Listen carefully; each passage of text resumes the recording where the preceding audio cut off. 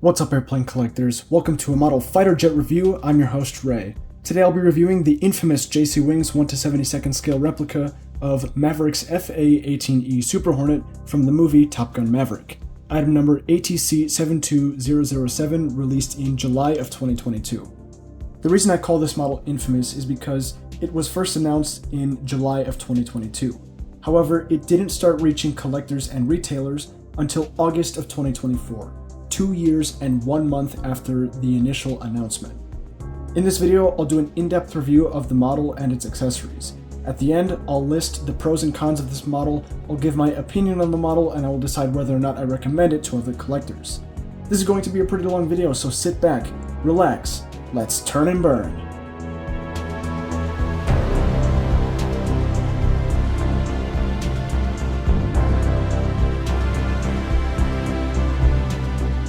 The box for this model is a large cardboard box. It measures 28.2 centimeters long, 10.5 centimeters wide, and 28.5 centimeters tall.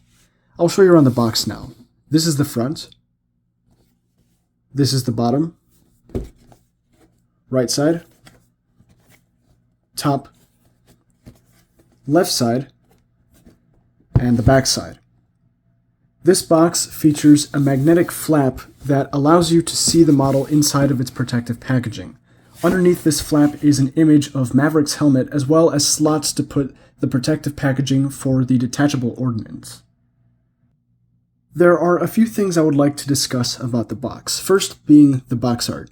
Here is a computer-generated image of Maverick's FA-18. It's supposed to denote the model that's inside of the box.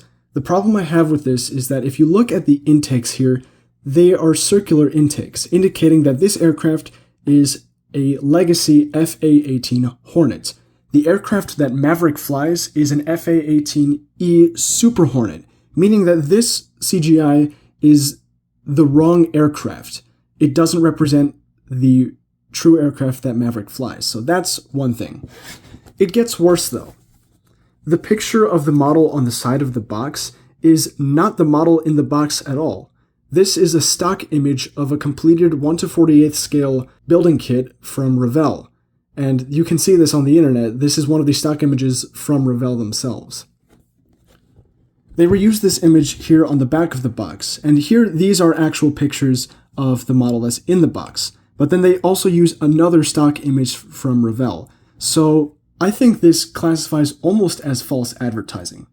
The last thing I would like to point out is on the box you can see that there is a logo for a brand called Tiny. From what I know, Tiny Model is a manufacturer of diecast civilian vehicles, so it's very unusual for them to release a military aircraft. And I don't know why JC Wings went through the Tiny Model brand to release this model. It probably was due to licensing, but this is all rather strange with the whole box situation. Included in the box is the model, fully painted and requiring some minor assembly before it's ready to display. Also included are parts for extended and retracted landing gear, as well as a variety of detachable ordnance and fuel tanks. Also included is this so-called authenticity card. The reason I say so-called is because it doesn't really match the usual authenticity cards that are included with 1/72 scale die-cast military aircraft. What I mean by that is that it doesn't have a serial number for the model on the card. The serial number of a model is the number that this model is in the production run, if that makes sense. So, for example, this one could be 140 out of 500 total models. Obviously, I don't really know the true production numbers of this particular model, but I'm just using that as an example, and this card doesn't really include that. Still, though, it is nice to see this in the box. Underneath the card is a folded instruction sheet. This instructions sheet describes how to assemble the different parts of the model, those being the retracted and extended landing gear parts, as well as some of the detachable ordnance. Interestingly, it has instructions on how to insert a pilot figure into the canopy. However, this model does not include a pilot figure, which is also strange since pilot figures are rather standard for 1/72 scale die-cast military aircraft models. Here is the model itself. As you can see, I don't have any ordnance attached to it or anything, and the only attachments I do have are the extended landing gear parts. For the majority of today's review, I will keep the model in this configuration, but I will demonstrate what the different accessories and attachments look like later. Let's do a quick 360. The fuselage length for this model is 26 centimeters, including the extension from the stabilators. The wingspan is 19 centimeters and the height is 7.5 centimeters. These dimensions are accurate to 1/72 scale. The aircraft itself is made primarily out of die-cast metal featuring some plastic components. The detachable accessories are made entirely out of plastic, and the wheels on the landing gear are made out of rubber. I would like to mention that prior to making this review, I have made a few modifications to this model, meaning that I've done a few touch-ups and fixes to some of the issues that I spotted when I first opened the model. I will do my best to point out each and every one of these modifications, and I'll try to show you what the aircraft looked like prior to these modifications, so you get the best idea possible of what the model looked like out of the box. Let's begin the review at the front of the aircraft. The first thing I would like to discuss are signs of filing and sanding here on the radome. I noticed these when I saw sections that were flat on the rounded profile of the radome. This is further supported by missing recessed panel lines on the top and bottom of the radome.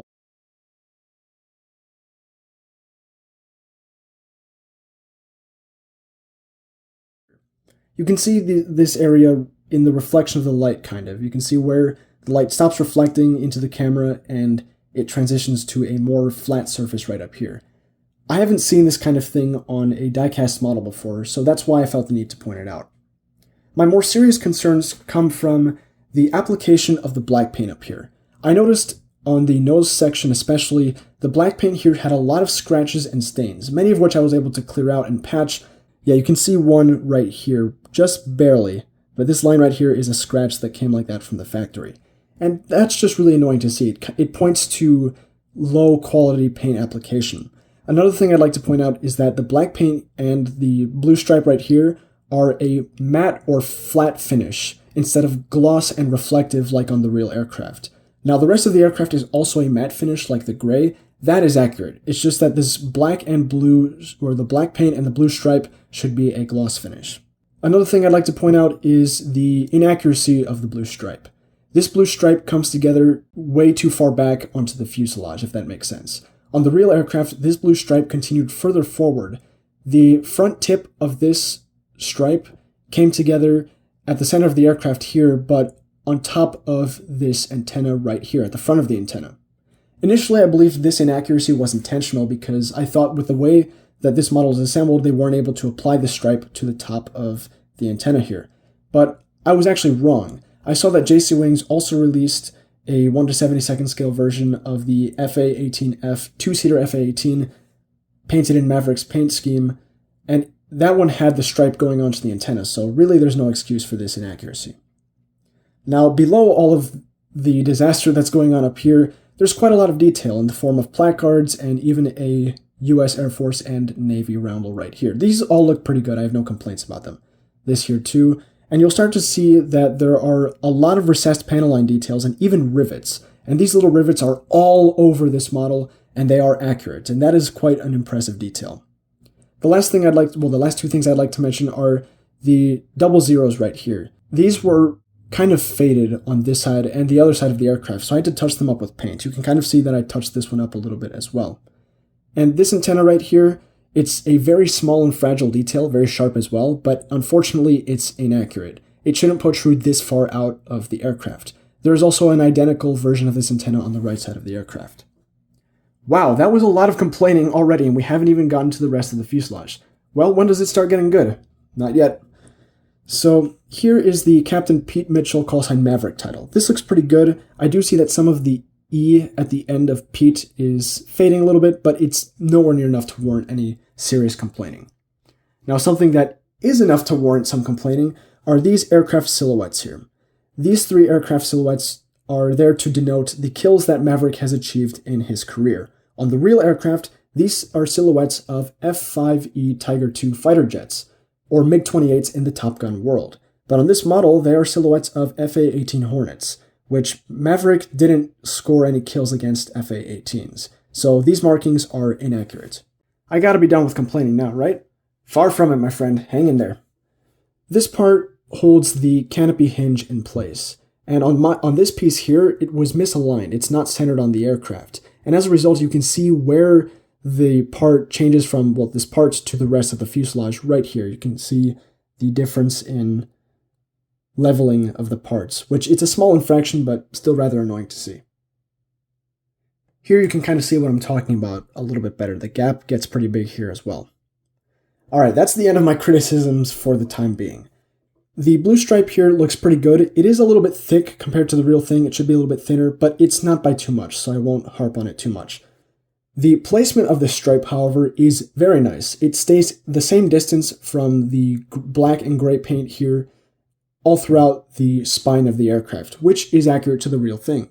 I'd also like to point out several small placards here, here, here, and just everywhere. They're very hard to see, but it is nice to see those details on the model. This dorsal antenna here, it looks pretty good. It's painted gray. The shape looks accurate. I do see a small little scratch on it, but oh, no, that's just a piece of trash. Sorry about that. But this antenna here was previously bent to the right side of the aircraft, and I was able to bend it back into place, but that kind of speaks on the quality of the assembly and packaging. Here's the rear of the aircraft. It's kind of obscured by the vertical stabilizers, so I wanted to show you from this view. Everything back here looks pretty decent. There's lots of rivet details here as well. If I put my hand over the model, you can definitely see a lot of these details. So yeah, it's quite extensive. It's very nice what they did there. I do see some glue staining here from the attachment of the vertical stabilizer. Not too much though, so it's not the worst infraction. The blue and black stripes here, they come together a little bit to the right side of the center. Not by very much though, so I won't harp on it too much. Lastly, these exhaust vents look pretty nice. I do see that one got a little bit messed up, but it's not terrible. Next up, the canopy and cockpit. This model includes a fixed canopy, meaning that this canopy is permanently attached to the plane. However, you can open it, and it is held open by a small strut here. Now, if you kind of twist it a little bit, it will stay in place, but the fit is rather loose as well, so it really depends and fluctuates, well, varies from model to model. Now, inside of the canopy, the cockpit itself is quite nicely detailed. The seat is painted a nice green color, and you can see some panel line print, not panel line, just some printed detail for the different instrument panels. Now, there is detail for the instrument panels in the front of the cockpit there as well. If the camera would focus, that'd be excellent. Alright, that's the best I can give you. You can see some of the instrument panels right there. And those instrument panels, they're printed green, and they are accurate to the A-18E Super Hornet. You can also see a plastic part for the heads-up display. And this little thing right there is the control stick. Yeah, that little thing there is the control stick. So the cockpit is detailed, and you can open and close the canopy. I can't really speak on how a pilot figure would fit in there because, like I said earlier, there is no pilot figure. So we'll have to, I guess, imagine that. Now, the issue with this canopy is that if you pull it too far back, you'll actually separate the pieces that support the canopy up. And let me tell you, it's going to take a really long time to try and fix that. So try not to pull the canopy too far back. And if you do, I wish you the best of luck in fixing it because it's not easy. It's not impossible, but it's not easy. And now I'm going to spend the next 15 minutes trying to repair this. Assuming you don't make the same mistake I just made, once you close the canopy, it can be a little bit awkward with the fuselage. The fit might not be the best. Thankfully, though, the fit is loose, so you can push it into place and it should stay quite snug with the rest of the windscreen and the fuselage. So overall, the cockpit and canopy are pretty solid.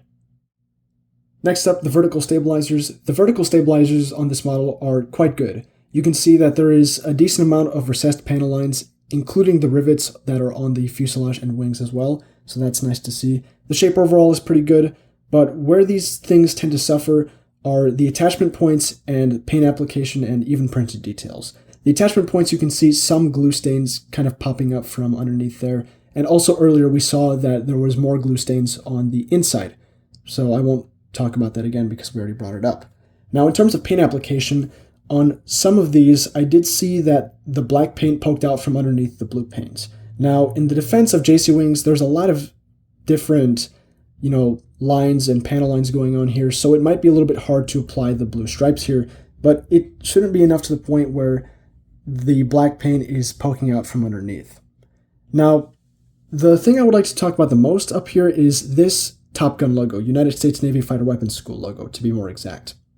This is the old-fashioned logo Now, this is incorrect. The real aircraft had a more modern logo.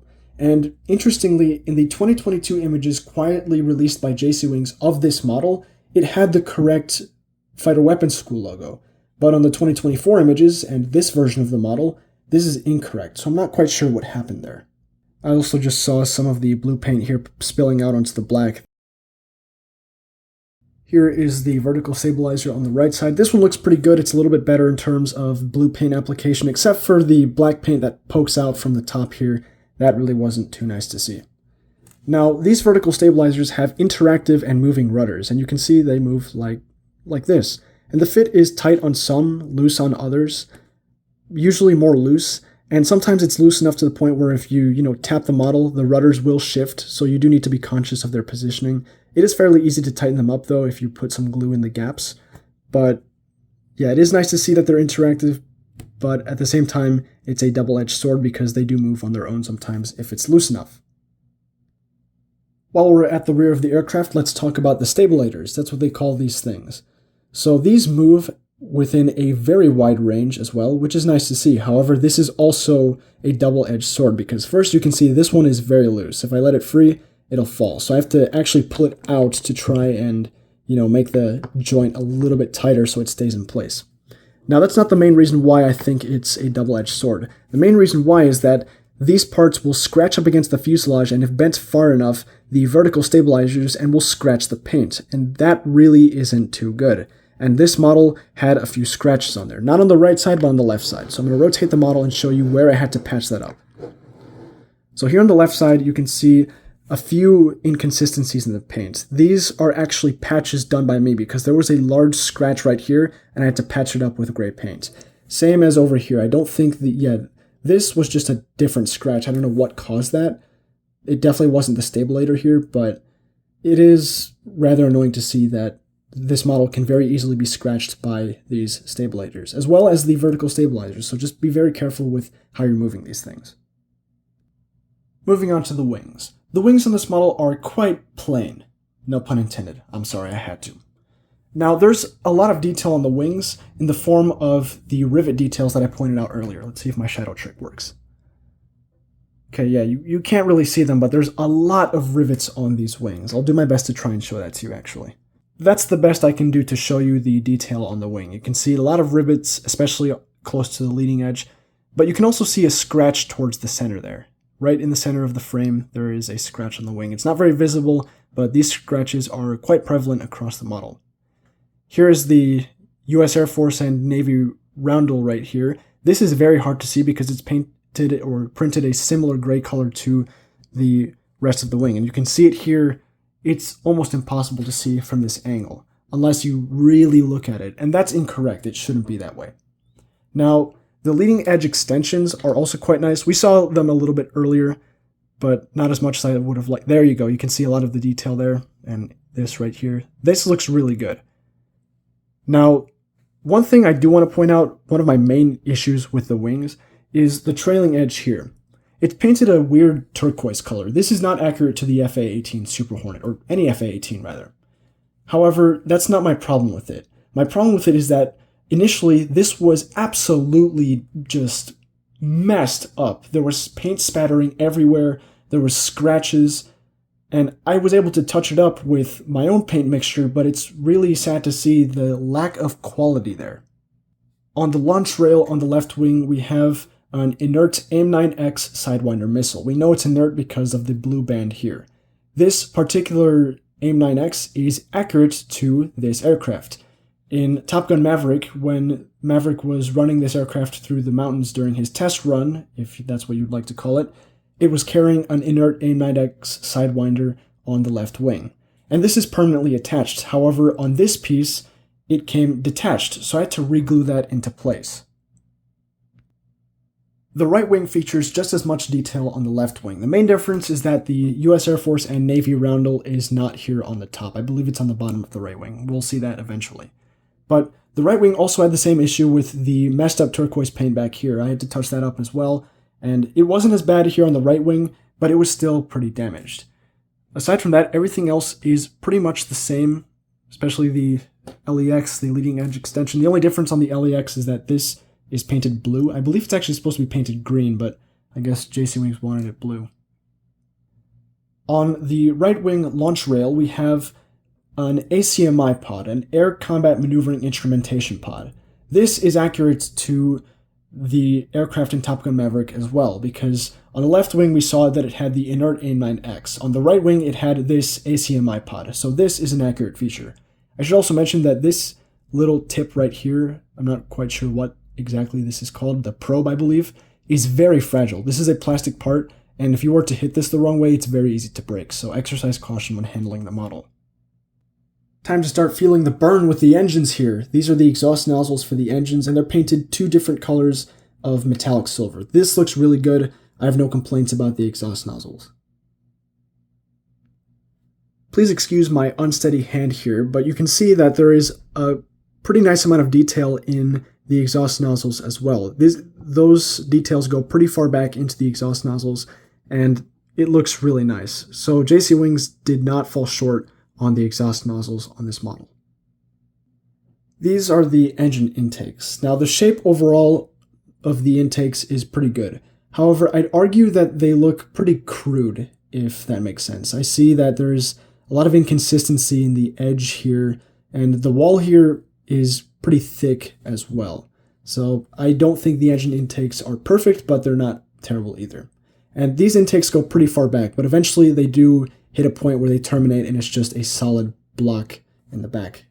However, it's not forward enough to see it if you're looking at it from the right angle, so it's not an issue that the intakes just end in a certain spot like that. This is the underside of the left wing. What I'd like to point out here is that there's a strange trademark and copyright thing down here. I've never seen this on a diecast model before. It's very unusual. I don't really know what this is from, but it appears to be a copyright of some pictures agency. That's the best conclusion I can come to. With regards to everything else down here, you can see 3 gaps for the different attachment points for the detachable ordnance and fuel tanks. Once again, I'll show those in a little bit, so stay tuned. And let me see if my shadow check works. You can see a lot of rivet details on the underside here as well. So rivet details are a big thing on this model if you haven't been able to catch that already. Now, on a different piece that I own, I noticed that this flap hinge right here was actually incorrectly replaced by an aileron hinge right here. So I don't know how common that kind of issue is, but that is a mistake that it really kind of speaks volumes on how quickly they wanted to get these models out. You don't make that kind of mistake unless you really don't care much about quality. This is the underside of the aircraft next to the left stabilator. What I'd like to point out here is you can see the different shades of gray. There's a dark shade for the top and a light shade for the bottom. This is accurate to the F-A-18 Super Hornet, as well as several other US Navy aircraft. But what I'd like to point out is that there is a missing Navy title right here. There's usually a Navy title that goes right here, and underneath the stabilator, there is usually a bureau number, which is the identification number for the airframe. I presume this one to be bureau number 165667, but we'll never know because the bureau number is missing. And I believe that was intentional because Maverick's F-A-18 isn't really shown to have a bureau number in Top Gun Maverick. This is the front underside of the aircraft. There's the nose gear right there. Lots of detail down here. We have 2 antennas. There's one that's behind the gear. I'll rotate the aircraft in a second. But then there's this one here. It's pretty big. Looks good. There's also these 2 antennas right here. The front ends are painted a dark metallic silver. They're not really supposed to be like that, but it's a minor infraction. These are attached firmly, but they are fragile and very easy to break, so once again, be careful. Here's the right side, and here we can see the antenna I was referring to earlier. This is it right there. Now I'm going to move on from talking about the model to talking about the accessories. The first thing I'd like to talk about are the landing gear. So these are the parts for the extended landing gear, and there are quite a few parts, as you will see in a moment here. But when all of the parts are fully assembled, and when they're fit in place, they fit decently. They go together well, and they accurately represent the F-A-18 Super Hornet. What I do want to point out is on the main gear here, there is a strut, this right here, that you have to attach on your own, and it's almost impossible to attach it without precision tweezers. You'll see the part on its own in just a moment. And I really don't like this part because it makes the gear assembly a whole lot more complex and easy to mess up. Like if the part is loose and it falls out, you are not reattaching it without taking everything out and restarting from where you started. I should mention now that all attachments, landing gear, and detachable ordnance are made through friction-based attachments, meaning that friction is what holds these parts together. Some of the friction attachments are too loose, meaning that the parts will fall out. Most notably, here on the extended nose gear parts on the doors, these two front ones were too loose and I had to modify them. The ones that were too tight were here on the main gear. All of them were too tight and I had to sand them down to an extent to get them to fit into the aircraft correctly. Here's what the empty main gear bays look like. They're pretty good, painted a nice white color. And here is the empty nose gear bay. And this is all of the parts for the extended landing gear alone. Yes, you heard correctly. You have to attach every single one of these parts instead of, making this a one-piece part and this a one-piece part like other manufacturers. They make you assemble everything manually, and these are the small struts that I'm referring to. So the landing gear attachments, specifically the doors, are really not fun to work with. Like I said, I did have to sand a few of them down. Here you can see where exactly I had to sand this one. There we go. This here is where I had to sand it down because initially this one didn't fit into the aircraft, no matter how hard I tried to push it. So you need to have some scale modeling experience to own this model because you're going to have to do a lot of DIY repairs and modifications. And some of these parts, like I said, were too loose. This one specifically here, I had a lot of trouble with. So first I had to cut it because this attachment point was too long. Then I put some glue here to increase the width of it to get it to fit into the friction-based attachment on the aircraft. So yeah, a lot of hassle for the main gear parts, or just the landing gear parts, sorry. There are also parts for retracted landing gear configuration, which you can see right here. This is the one for the nose gear. Now, this model doesn't include a tool to help you remove these, nor is there any place to insert a tool to remove them. So if you push these things too hard into the model, either one, you're going to damage the covers or the model itself in trying to remove them, or two, you're just permanently going to have the model with the gear up. Now, thankfully, the attachment is really tight, so you'd have to push it really hard to get the model to be in that state in the first place. But here is what the retracted landing gear covers look like in the model. The fit isn't great, but it's not terrible. Now, the way I remove these is that I take a hobby knife and I put it in the gap here and I just twist it up, and the main gear covers, they do come on out. Now for the nose gear, there is a very small gap in the front right here. I'll try and show you with the camera.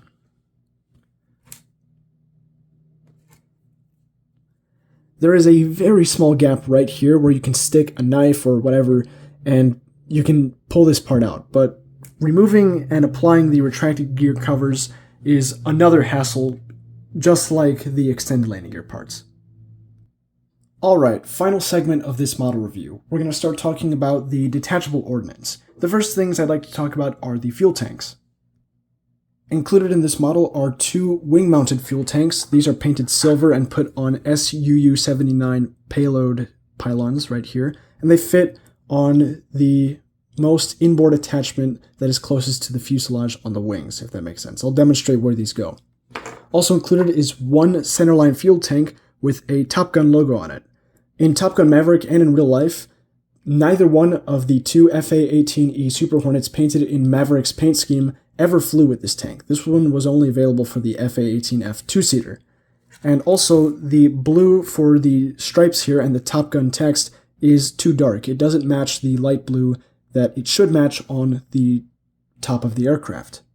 In the center of the aircraft, you can see a small gap where the center fuel tank goes. And it fits very tightly into the aircraft, actually. You might have to do some sanding in order to get it to fit in place. But once it does fit in place, it's quite good, and the detail on the tank itself is pretty nice. Just the only issue is the color of the blue on the tank. The wing-mounted tanks fit onto, like I said, the innermost hardpoint as such. The attachment is pretty solid. On both pieces that I had, I didn't have any issues attaching these fuel tanks, and it fits in there as such. Next up, we've got the stones. Just kidding, these technically aren't stones because these are inert training munitions, as denoted by their blue painting. Now, in Top Gun Maverick, Maverick's FA-18 did carry inert guided bombs. However, they weren't GBU-12s. They were much smaller ELGTRs. And they were on triple ejection racks like seen here. So even though this is inaccurate, I believe this is probably the closest that JC Wings could have gotten to making those ELGTRs. So I'll give them an A for effort. I really won't count that against them. And these munitions are placed on, like I said, triple ejection racks, which are mounted to SUU-79 holders. These attachments go on the middle attachment on the wing. Now, these bombs have a nasty habit of breaking. They're very easy to break. So I'm going to show you how I attach them to my model. So with two fingers, I hold the front end here, and with one finger, I push the back of the pylon. So if I put it into place there, and I gently wiggle the way in, it should be all right. Now, the fit with these initially was either really tight or really loose. I was able to improve the loose ones by adding glue to add more surface area to the attachment point, and the tight ones I just kept attaching them and reattaching them until the attachment point wore down. So these are very fragile, but they do work eventually. Lastly, we've got the fireworks. These are two inert AIM-120 AMRAAM radar-guided missiles. Maverick's FA-18 never carried any of these at any point in the film. However, these are included and it is a nice accessory. These go on the outermost hardpoint on the wing. The fit with the wing for these hardpoints is either loose or tight. For both of mine, they're really tight, so it took a bit of negotiating to get them in there. There you go. And you can, like I said earlier, the inert training rounds here, the attachment is either very loose or very tight, so I'm going to have to redo that attachment point there. Now, another thing I'd like to point out is that there is an AIM-120 attached to the fuselage. It's an inert AIM-120 as denoted by the blue bands on it, and this is inaccurate. It shouldn't be attached to the fuselage because Maverick's FA-18 never took one of these flying in any point in the movie or in real life. I'd also like to briefly discuss the laser targeting pod that is attached to the left side, or the left intake rather. There is a huge gap between the attachment point and the intake, which I don't believe that's accurate to the real FA-18. However, it is permanently attached, and this is accurate to the Top Gun FA-18. Just, yeah, the attachment gap is really big. But it is attached firmly, and I do believe that's what ultimately matters. The last thing I would like to mention before I move into the pros and cons, my opinion and recommendation, is the experience I had with the other example of this model that I own. I own two of these. Now, the other one I chose not to review because that one was far worse than this one.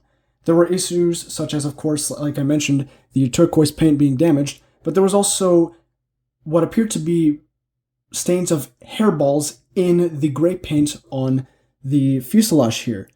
So it kind of speaks volumes on the quality of these things that it really wasn't great, and overall these models are a hassle to deal with. So what's good about this model? What are the pros? Well, it's very highly detailed. There is a lot of recessed panel line detail, especially in terms of rivets and just recessed panel lines in general. It's very nicely detailed. The colors of the paint are mostly accurate except for on the centerline fuel tank, which we discussed, and that's really not that huge of a deal, but it still is kind of significant. Now, also, it includes quite a few accessories, some of which are kind of accurate to what is seen in Top Gun Maverick, most notably the inert training bombs, or the inert training guided bombs, as well as the AIM-9X and the ACMI pod on the launch rails on the wings. Those are accurate. Now, that's really all I have to say in favor of this model. What about the cons? What does this model do badly? The number one thing I want to get across is that the quality on these models, the quality control rather, is terrible. There was all sorts of issues, like this one had a broken missile. I had to reattach that. Damaged paint, scratches, dings, nicks. It just all points to almost no care being placed in quality. Another thing that this model doesn't do too well is markings accuracy, most notably the blue stripe here, as well as the FA-18 silhouettes and the Navy Fighter Weapons School logo. Those are all inaccuracies. Also missing are the Navy titles and the bureau numbers, so we really don't know which FA-18 this aircraft is. The last thing that is kind of a con with JC Wings FA-18s in general is the attachment points for some of the underwing ordnance they're really tight or really loose, and you have to modify them in order to get them to fit correctly. And then the extended landing gear parts and just the landing gear parts in general are really hard to work with. The small struts on the main gear, they take a super long time to put into place, and the only way you're getting them into place is if you have the right equipment, like precision tweezers and experience as a precision scale modeler. So I think this model is really not that great. The model itself isn't too great in terms of accuracy and quality. Don't even get me started on the box, because the box, it technically is false advertising. It's just kind of strange with the box, but the model itself, it isn't too great, and the quality control wasn't great. So therefore, I don't recommend this model to other collectors, because on the grounds of quality and inaccuracies, there are better examples out there from different manufacturers, most notably Hobbymaster. I have their version of this aircraft, and it is exponentially better than this one overall from what I've been able to see. We'll find a definite answer eventually when I do hold a showdown between those two, but from what I can determine, this one is really much more of a hassle and really not worth it, in my opinion. Well, that's all I've got for you guys today. Thank you for watching this very long review. I've been waiting to make this one for a while because I've wanted this model for a while, and unfortunately it was quite the letdown for me personally. For others, based on your preferences, you guys might want to get this model, and I do respect that because it does have things about it that I like the ordnance on the wings. I do like how it has the ACMI pod and the AIM-9X. Those are things that are important to me that contributed to me wanting this model, but it ended up being a flop. But that's all I've got for you guys today. Thank you so much for watching. Feel free to check out my channel for other model airplane reviews and comparisons. Subscribe so you never miss another video. Feel free to like this video to show some support, and comment your thoughts and questions. I'm happy to answer to you. That's all for today. Happy building, happy collecting, take good care of yourselves, and I will see you next time.